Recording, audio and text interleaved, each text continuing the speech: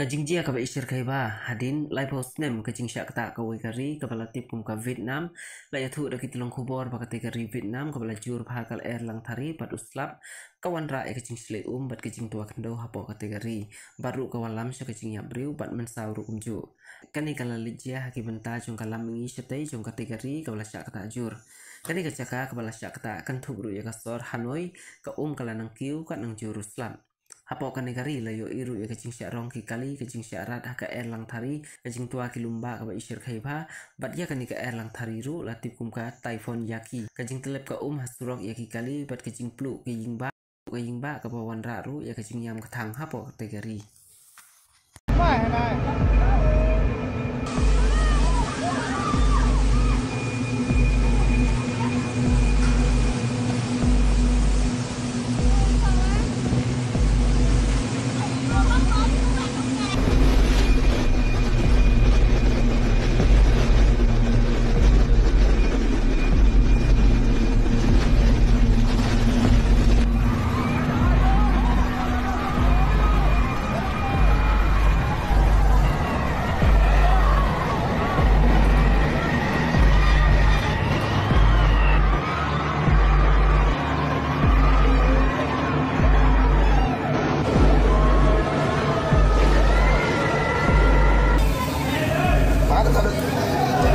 Đây cho hộp cơm trước đây.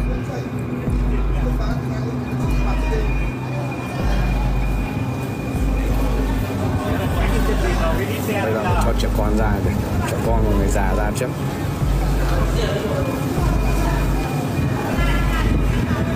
Alo bạn ạ. Thì xuống mang thực phẩm thôi. Có cái chuông đỏ chị thu nữa này, bọn trẻ con này đi ra, bắt đầu đi ra nhá. Nha. Đi xem công an đi, xem công an đi nhá. Xem công an. Đi xem công an.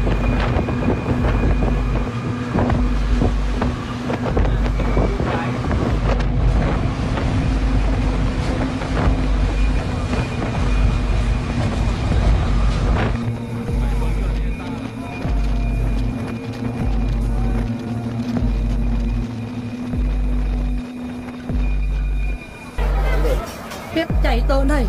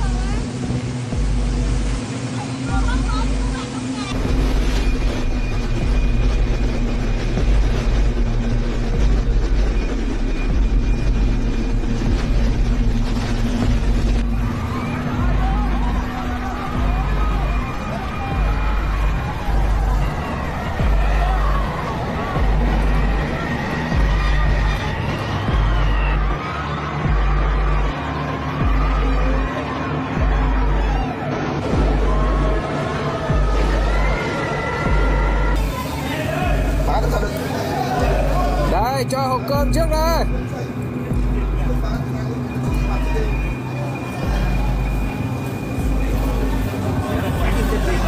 Bây giờ mình cho trẻ con ra để trẻ con và người già ra trước.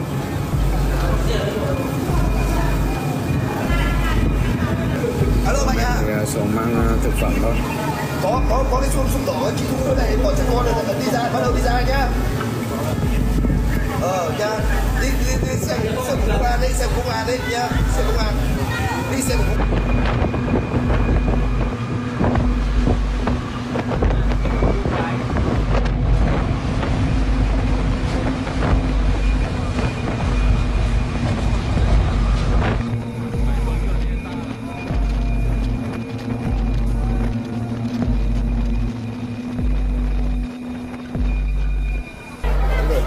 Phép chạy tàu này